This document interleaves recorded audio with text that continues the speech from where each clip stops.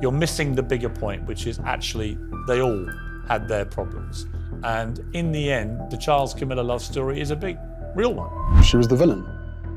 She was the third person in the marriage. She needed to rehabilitate her image. During the 2025 Commonwealth Day celebrations, King Charles announced the royal family would be going through major changes. While this happened, the monarchy was facing serious setbacks, and the future of the throne was looking grim. In the middle of this, an old controversy came up once again about Queen Camilla, one so harmful that it stripped her of all royal duties and public appearances as part of the royal family. What was this scandal, and how did it lead to her removal? Stay till the end as we unpack the answers and much more. The strange announcement. On the 11th of March, while the Commonwealth celebrations were still in full swing, approval ratings for the royal family were declining. King Charles was undergoing treatment for his cancer diagnosis, while Princess Catherine, despite making an appearance, was still on medical leave. Queen Camilla came around, but was absent from many royal duties beforehand, and tensions between Prince Harry and Prince William remained at an all-time high, with Meghan Markle at the center of everything. With all this going on, King Charles was invited to give a talk during the festivities. Many thought his talk would promote unity and diversity and always keep peace during major disagreements. But the words he spoke that day seemed to have the opposite effect.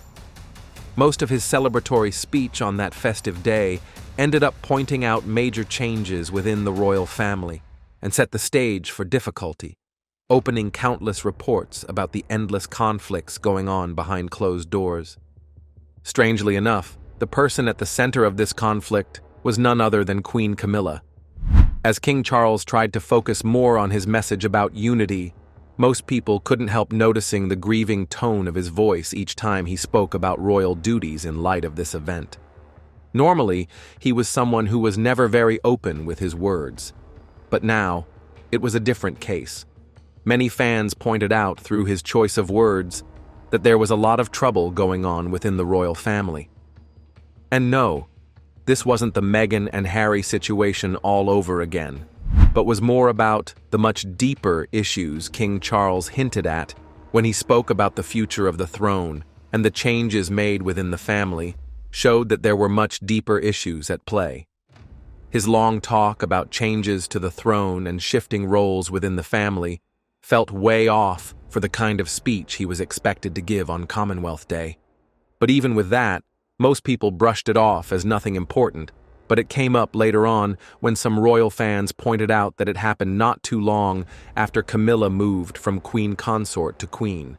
As we know, the public always had strong feelings about this, even though most analysts agreed that she had earned her place as a full member of the royal family. This made Camilla's official shift from queen consort to queen feel off for most royal fans, especially those who thought it was too soon, even though she had served as a consort for well over a decade and was granted the full title by Queen Elizabeth.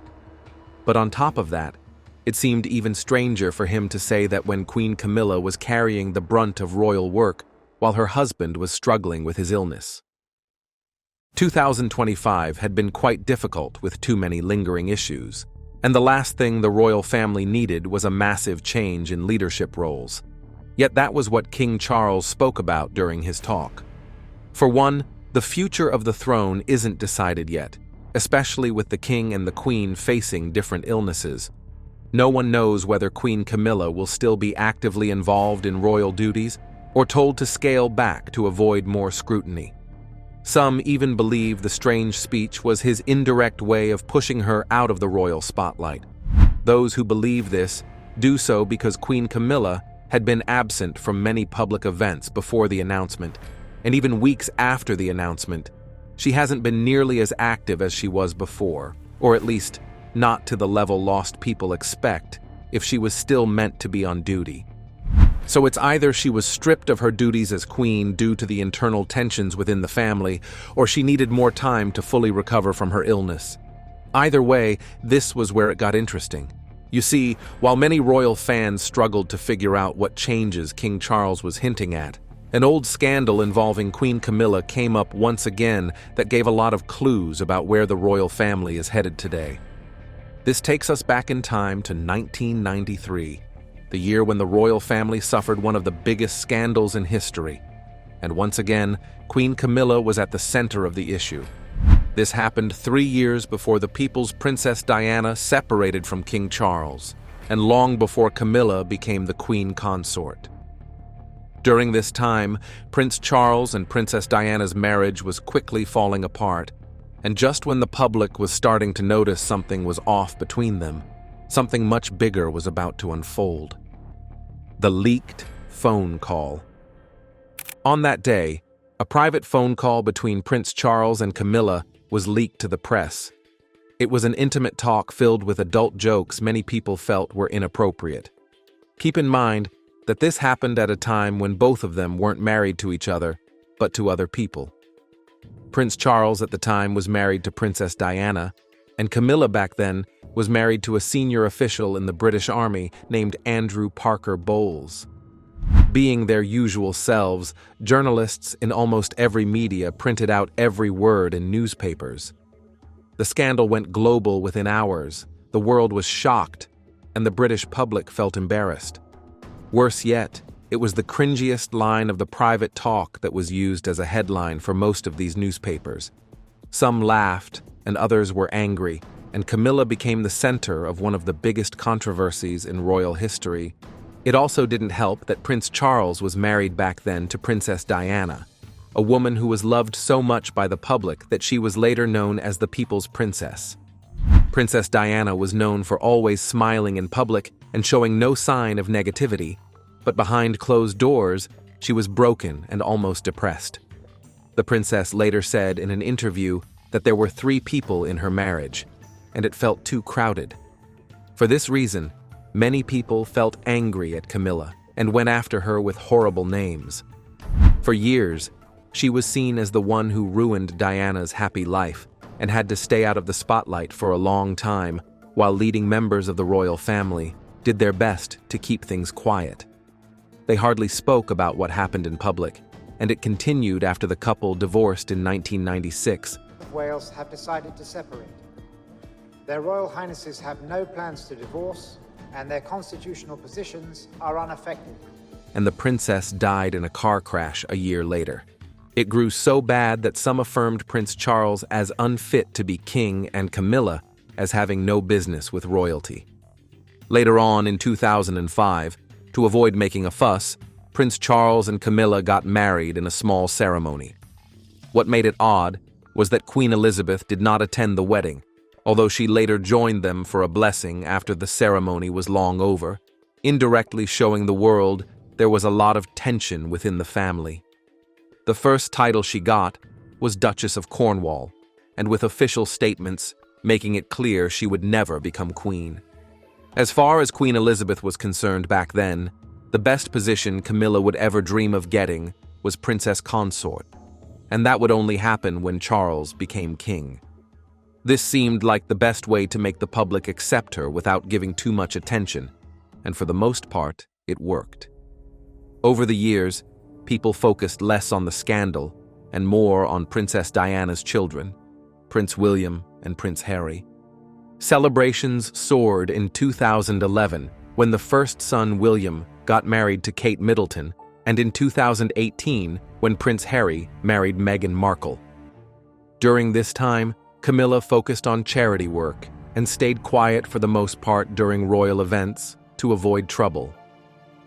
Tensions within the family died down for a while in 2022 when Queen Elizabeth accepted Prince Charles's wife by saying it was her sincere wish for Camilla to become known as Queen Consort when Charles became king. This effectively canceled the old statements put out by the royal houses in 2005 that said Camilla would never go beyond the level of Princess Consort. Of course, this didn't sit well with older royal fans with strong memories of what happened in the 90s. For these people, the scandal never truly disappeared. So how does this explain King Charles's decision to call her out of major royal duties? Stay till the end, as we fully unpack the answers. The reason behind the step down. Even though most of the public was now on their side, the coming years would be the most difficult phase of their lives, as once again, a much bigger scandal was about to unfold with Camilla at the center of everything. It all starts with what happened in 2021 after Prince Harry and Meghan Markle stepped away from royal duties and moved over to the United States. They spoke more about their reasons for leaving the royal homes during a viral interview with Oprah Winfrey, and most of the problems they talked about traced back to Camilla. Some of the accusations they gave were quite shocking, with some of them being concerns from higher royals about what their children would look like because of Meghan's ethnicity. And just over a year later, in 2023, things took a bigger turn when Prince Harry released his memoir titled Spare. In that book, he called Camilla a dangerous person who used the press to make herself look good, even though it came at the cost of others. While admitting he didn't have proof, he wrote that he believed Camilla leaked private family stories to the media to pull this off. After the book became popular, the backlash against Queen Camilla went higher than ever, as newer royal fans who hadn't looked much into it were now curious about how she played the villain in Princess Diana's tragic story. With so much backlash in the media, royal advisors could see that Camilla's presence was reopening old wounds from almost 30 years ago.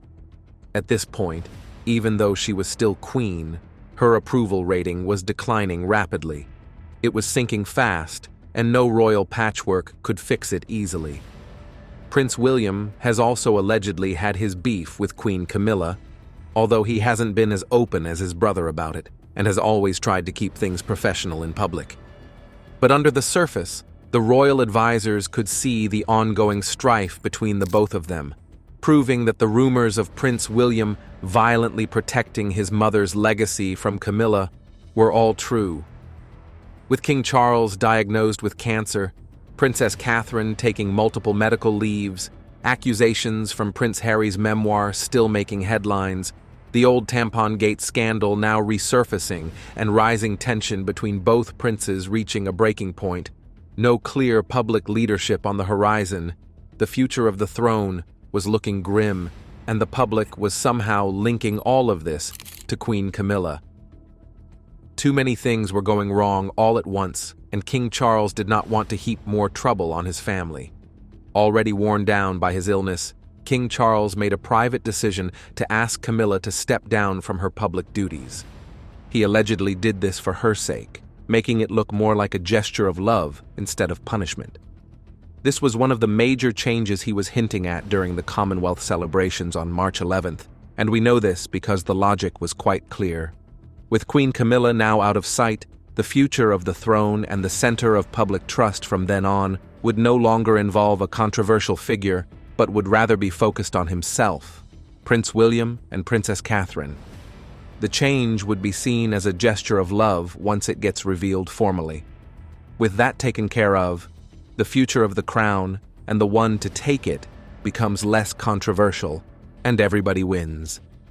This was the reason Queen Camilla was called out of duty. What exactly did Paul reveal? Has his revelations changed the way the world views Princess Diana and her legacy? Let's get started. The fateful night of Princess Diana's death. Before we get into what Paul had to say about Princess Diana after she died, we need to first know how she died, and if the reason for her death was why Paul broke his silence in the first place. Everyone who knew Princess Diana, personally or not, loved her. She was the most loved member of the royal family, if she still is even a member of the royal family. She's the one that I think we all connected with. She was an incredible princess whose beauty and sweet personality made people all around the world fans of the crown. But one fateful day, everything changed. On the night of August 31st, 1997, something terrible happened that many people will never forget. Princess Diana, a woman loved by millions around the world for her kindness and work for good causes, died in a car crash in Paris. She was only 36 years old. The crash in a Paris tunnel that killed Princess Diana, Dodi Al-Fayed, and their driver, Henri Paul, was the fault of the driver, drunk and speeding away from the chasing paparazzi. This event happened when she was trying to escape from photographers who were following her. Princess Diana was with her boyfriend, Dodi Fayed, at the time. Dodi was the son of a very rich man named Mohammed Al-Fayed. The couple had spent the evening together and were trying to get away from all the attention that surrounded them. That night, Princess Diana and Dodi Fayed had been at the Ritz Hotel in Paris. The Ritz was a famous hotel, and it was owned by Dodi's father. Diana and Dodi had been dating for a while, and many people were very interested in their relationship. The media and photographers, known as the paparazzi, were always trying to take pictures of them. Earlier that day, they had enjoyed some time together on a boat, relaxing on the French Riviera. But when they returned to Paris, they were once again followed by the paparazzi. This constant attention from photographers made their lives difficult. In the evening of August 30th, Diana and Dodi had dinner at a fancy restaurant inside the Ritz Hotel.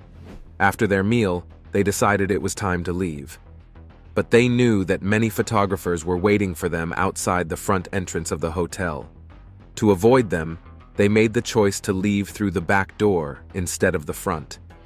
They hoped this would help them get away without being followed. Despite their efforts, the paparazzi found out about their plan and followed them as soon as they left. Diana and Dodi got into a black Mercedes-Benz car. The driver of the car was a man named Henry Paul. Henry Paul worked at the Ritz Hotel, and he was the one driving them that night. There was also a bodyguard in the car with them named Trevor Rees-Jones. Henry Paul was driving the car because they wanted to leave quickly and escape from the photographers. The group hoped to reach Dodi's apartment, which was not far from the hotel. They thought that if they could get there fast, they could avoid the paparazzi and have some peace. But the photographers did not give up. They followed the car on motorcycles and in other cars, determined to get pictures of Princess Diana and Dodi Fayed. As the car sped through the streets of Paris, Henry Paul tried to lose the photographers by driving faster and taking different routes. The situation became dangerous as the car was moving very quickly through the city. They eventually entered a tunnel called the Pont de l'Alma Tunnel. This is where things took a turn for the worst. In the tunnel, Henry Paul lost control of the car. The car crashed into a pillar inside the tunnel at high speed. The impact of the crash was devastating. The front of the car was crushed, and the people inside were seriously hurt. When emergency services arrived, they tried to help everyone involved. 2 phone calls came early on and told me that there had been an accident, and clearly I needed to get to the hospital quickly. Sadly, Dodi Fayed and Henry Paul were pronounced dead at the scene. Princess Diana was still alive but in critical condition. She was rushed to a nearby hospital where doctors did everything they could to save her. Despite their efforts, Princess Diana died a few hours later from her injuries. The only person who survived the crash was the bodyguard, Trevor Rees-Jones, though he was badly hurt as well. The news of Princess Diana's death spread quickly, and people all over the world were shocked and heartbroken. The Diana, Princess of Wales, has been killed in a car accident, and that her partner, Dodi Fayed, has also been killed. They were apparently being pursued by paparazzi on 2 motorcycles. Many could not believe that someone as beloved as Diana could be gone so suddenly. Diana was laid to rest at her family's estate, Althorpe, in Northamptonshire, England. Her grave is located on a small island in the middle of a lake. Her family wanted this place to be a peaceful resting place, away from the public eye. Even though Diana was no longer with them, her legacy lived on. Her sons, Prince William and Prince Harry, have continued her charitable work in many ways, carrying on the causes that were important to their mother. Princess Diana's death was a tragic and sudden event that changed many lives. It showed the dangers of the intense media attention that surrounded her life, as well as the impact she had on so many people. Even today, many years later, people still remember Princess Diana with love and respect. Since her death, there have been tons of rumors of what really happened in that tunnel, but none of these rumors were confirmed. This meant that nobody knew what exactly happened that fateful night. Well, that is until recently when Diana's butler himself, Paul Burrell, came out with some truths about the princess's private life. But what exactly did Paul have to say? Let's find out. Conspiracy theories about Diana's death and Paul's shocking revelations. After Princess Diana died, at first, the crash was seen as a tragic accident caused by the driver, who had been drinking, and the paparazzi who were chasing the car. But over time, some people began to believe that there might be more to the story. They wondered if the crash had been planned on purpose, and some even thought that people in powerful positions, possibly connected to the royal family, might have been involved. One of the reasons that these conspiracy theories started was because of a letter that was written by Princess Diana herself. This letter, which became very famous later on, was written by Diana in 1995, about 2 years before her death. The bombshell letter is said to have been written by Princess Diana herself just 2 years before her tragic death. Diana alleged that her husband, Prince Charles, was planning to stage a car crash. In the letter, Diana expressed her fears that something bad might happen to her. She wrote that she believed that there were people who wanted to get rid of her, and she even mentioned that she thought they might try to cause her to have a car accident. When this letter became public, many people were very shocked. They began to wonder if Diana's death had been more than just an accident. Despite these rumors, the official investigations into Diana's death concluded that the crash was just a tragic accident. The first investigation was conducted by the French authorities. They looked into what happened that night and found that the driver of the car, Henri Paul, had been drinking alcohol and was driving too fast. They also noted that the paparazzi were chasing the car, which put pressure on Henri Paul to drive even faster. The French investigation concluded that these factors led to the crash and that it was not planned. But the conspiracy theories did not go away. In fact, they seemed to grow stronger over time. Many people were not satisfied with the explanation that the crash was an accident. They continued to believe that there might have been more to the story. In response to these concerns, another investigation was launched in the United Kingdom. This investigation was called Operation Paget. It was led by the British police, and it looked into all the different conspiracy theories that had been circulating since Diana's death. Operation Paget began in 2004, about 7 years after the crash. The probe was launched by the British Metropolitan Police in 2004 as part of the investigation into the various conspiracy theories surrounding Diana's death in 1997. The investigation was very thorough and took several years to complete. The goal of Operation Paget was to determine whether there was any truth to the conspiracy theories or if the crash had truly been an accident. As part of the investigation, the police looked at all the evidence, including Diana's letter, the events leading up to the crash, and the actions of everyone involved. In 2006, the findings of Operation Paget were released. The investigation concluded that there was no evidence to support the conspiracy theories.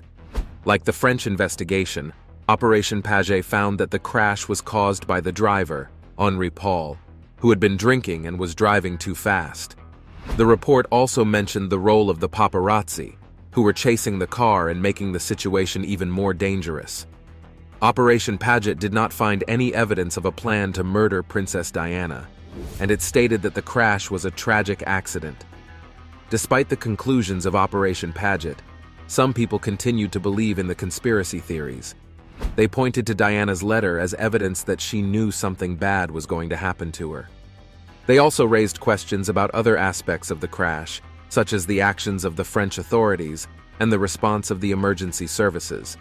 For example, some people wondered why it took so long for Diana to be taken to the hospital after the crash. Others questioned the role of the British intelligence services and whether they might have been involved in some way. That's where Diana's butler, Paul Burrell, came in. Princess Diana's life was always in the spotlight, but there were many things about her that the public didn't know. After her tragic death in 1997, more details about her private life started to come out. One of the people who shared many of these details was her former butler, Paul Burrell. He worked for Diana for many years and was very close to her. His revelations about her private life surprised many people and gave a deeper understanding of who Diana was behind the scenes. These stories also showed the challenges she faced and the kind of person she was when she was not in front of the cameras. Paul Burrell began working for the royal family in the 1980s. At first, he worked for Queen Elizabeth II, but later, in 1987, he started working for Princess Diana, He became one of her closest and most trusted staff members. Diana once called him her rock, which showed how much she relied on him. Paul saw many of the private moments in Diana's life, and he was there for her during some of her most difficult times. He was by her side as she navigated her marriage, her role as a mother, and her very public life. One of the key revelations Paul made about Diana's private life was about how lonely she often felt. Even though Diana was one of the most famous women in the world, she sometimes felt isolated and alone. Paul talked about how Diana would often confide in him about her feelings of sadness and loneliness. She felt that she couldn't always trust the people around her, and this made her life very difficult. He also revealed that this loneliness somehow managed to make her develop an eating disorder called bulimia. Diana's struggles were not just about her personal relationships, but also about the pressures of living such a public life. Things don't end there. Another major aspect of Diana's private life that Paul Burrell revealed was her struggle with her marriage to Prince Charles. Diana and Charles got married in 1981, and their wedding was watched by millions of people around the world. It's 34 years now since a young woman called Diana Spencer married her prince. It was a day of memorable images, of a young couple emerging as man and wife from St. Paul's Cathedral. However, behind the scenes, their marriage was not as perfect as it seemed. Paul shared details about how difficult things were for Diana in her marriage. She knew that Prince Charles had a close relationship with another woman, Camilla Parker Bowles, and this caused her a lot of pain. Diana once famously said in an interview that there were 3 of us in this marriage, referring to Charles, Camilla, and herself. Paul's revelations gave even more insight into how deeply this situation affected Diana. Diana's battle with mental health issues was another part of her private life that Paul spoke about. Diana struggled with bulimia, a serious eating disorder, for many years. This was something that she had to deal with in secret, even while carrying out her royal duties and maintaining her public image. Paul shared how Diana would sometimes use food as a way to cope with the stress and pressure of her life. She also had periods of deep sadness, and at times, she felt overwhelmed by everything that was happening around her. Paul's stories highlighted the emotional difficulties Diana faced, even though she always tried to put on a brave face for the public. Despite these struggles, Paul also talked about how much Diana cared about other people. She had a deep sense of compassion and empathy, and she was always looking for ways to help those who were less fortunate. Paul shared stories about how Diana would go out of her way to visit people who were sick or in need. She often did these things without any cameras or publicity because she genuinely wanted to make a difference. One of the most famous examples of this was when Diana visited patients with HIV and AIDS during a time when there was a lot of fear and stigma surrounding the disease. Paul revealed that these visits were not just for show. Diana truly cared about the people she was helping, and she wanted to show them that they were not alone. Apart from her compassion, Paul also spoke about Diana's strength and determination. Even though she faced many challenges, she was always determined to stand up for herself and for what she believed in. Paul shared how Diana worked hard to create her own path, especially after her separation from Prince Charles. She wanted to be her own person and to have her own voice, even within the constraints of the royal family. This was not always easy, but Diana was determined to make a difference in the world. Paul admired this quality in her, and he often spoke about how strong she was, even when things were very tough. She was so iconic and so incredible and such a beautiful spirit. I still look towards that, even today. Diana's role as a mother was another important part of her private life that Paul shared. Diana had 2 sons, Prince William and Prince Harry, and she was very dedicated to them. Paul talked about how much Diana loved her sons and how she always tried to protect them from the pressures of royal life. She wanted them to have as normal a childhood as possible, despite the fact that they were growing up in the public eye. Diana took her role as a mother very seriously, and Paul shared many stories about the lengths she would go to in order to spend time with her boys and make sure they were happy. One of the most touching stories Paul shared was about how Diana would sneak out of the palace to spend time with her sons. Even though she had a very busy schedule and was constantly in the public eye, Diana always made time for William and Harry. Paul would help her plan secret trips so that she could take them out for a day without being followed by the press. These moments were very special to Diana, and they showed how much she valued her role as a mother above everything else. After Diana's death in 1997, Paul Burrell wrote a book called A Royal Duty, in which he shared many of these stories about her private life. The book caused a lot of controversy when it was released in 2003. Some people felt that Paul should not have shared such personal details about Diana, while others appreciated the insight it provided into who she really was.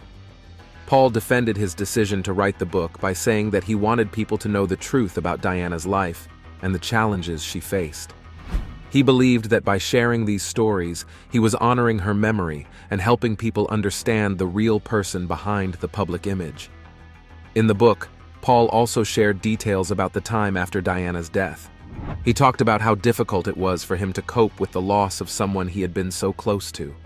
He also shared how he felt that he had a responsibility to protect Diana's memory and ensure that the truth about her life was not forgotten.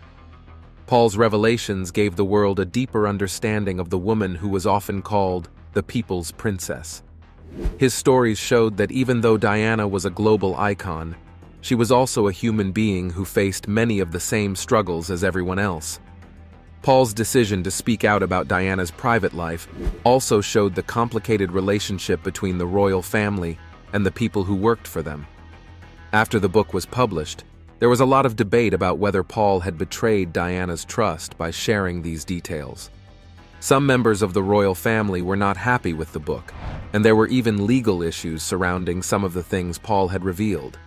However, Paul insisted that he had written the book out of love and respect for Diana, and that he wanted to make sure her true story was told. Despite his good intentions, not everyone received Paul's revelations very well. Why is this the case? And what was the exact problem the public had with Paul breaking his silence? Let's get into it. How Paul's revelations affected Diana's legacy. Paul Burrell's decision to share details about Princess Diana's life and death caused a lot of talk among the public and the media. Paul was more than just a butler. He was someone very close to Diana. He spent years with her and saw many parts of her life up close. Because of this, many people believed that what he had to say was important and truthful. Some people thought Paul was being honest, and they appreciated his stories. They saw his words as a way to honor Diana's memory by telling the truth. I could feel the warmth which she radiated, because she was truly inspirational and unique. However, not everyone felt this way. Others questioned why Paul chose to speak up after so many years. They wondered if he had other reasons for doing so, such as seeking attention or making money. These doubts caused many people to debate whether Paul was right to reveal these personal details about Diana. When Paul first began sharing his stories, it brought back a lot of feelings about Diana's tragic death in 1997. Diana was loved by many people around the world, and her death in a car accident was a heartbreaking event. For some, hearing Paul's revelations about her private life was like reopening a wound.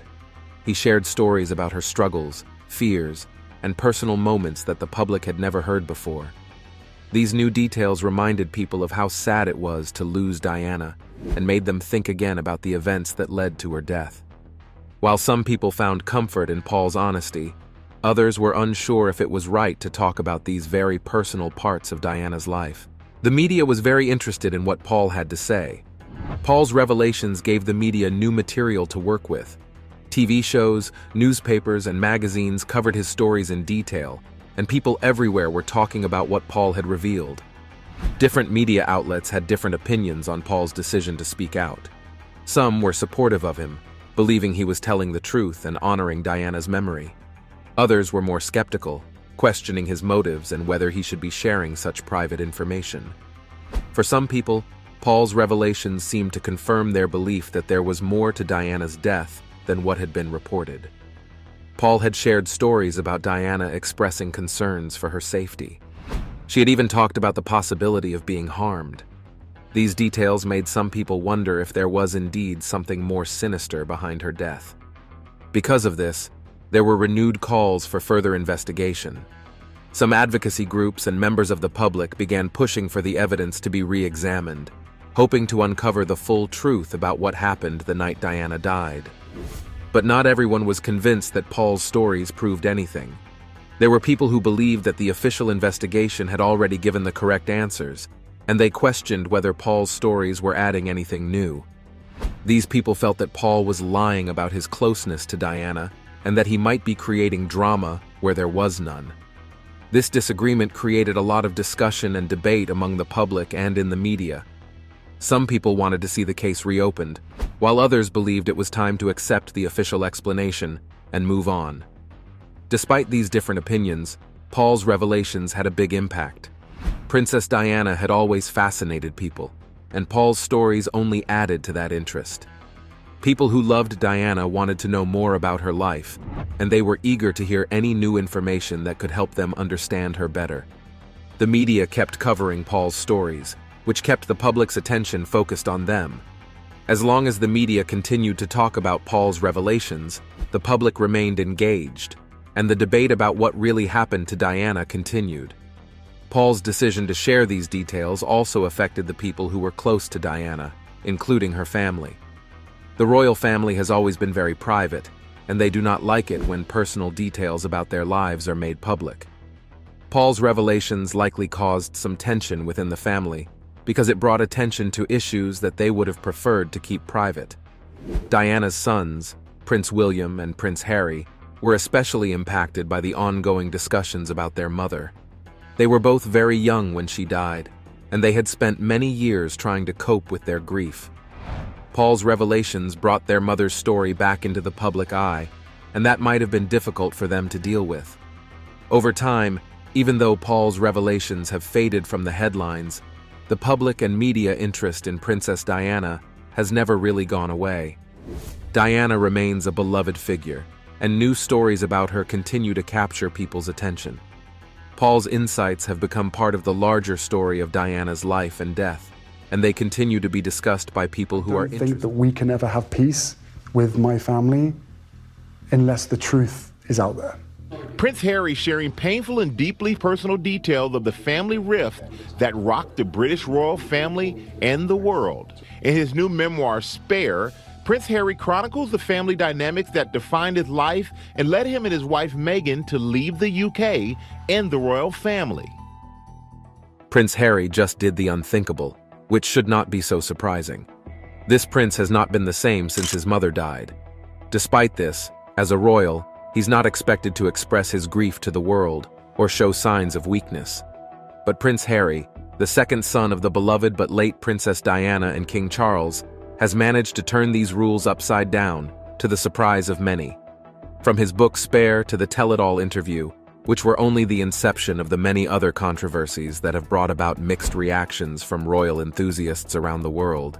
What is going on in the royal family? Before we get to any of this, it is time to talk about Harry and Meghan. Prince Harry and Meghan Markle have changed the royal family forever. How deep is Prince Harry's grief and resentment? Why did he decide to speak up now? Join us as we look into what Prince Harry just did that has changed the world forever. So, what do you think? Will Camilla finally get the rest of the public scrutiny she always desired, or will this resurfacing be the first out of several? Let us know in the comments down below. If you enjoyed the video, please make sure you like, share, and subscribe. Also, click on the next video shown on your screen. You will enjoy it.